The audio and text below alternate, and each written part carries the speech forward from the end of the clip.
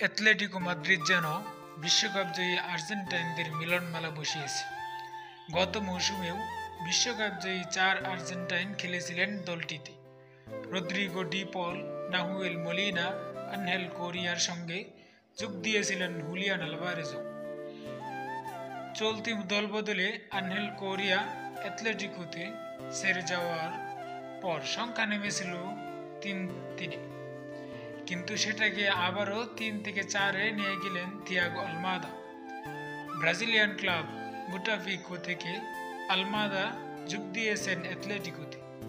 তার যোগ দেওয়ার বিষয়টি সামাজিক যোগাযোগ মাধ্যমে নিশ্চিত করেছেন অ্যাটলেটিকো। এক বিবৃতিতে অ্যাটলেটিকো জানিয়েছে, আলমাদার চুক্তির ব্যাপারে বুতাফিকোর সঙ্গে তারা ঐক্যমত্যে পৌঁছেছে। মেডিকেল পরীক্ষা নিরীক্ষা শেষে আলমাদা আনুষ্ঠানিকভাবে চুক্তিতে স্বাক্ষর করবেন, জানিয়েছে অ্যাটলেটিকো।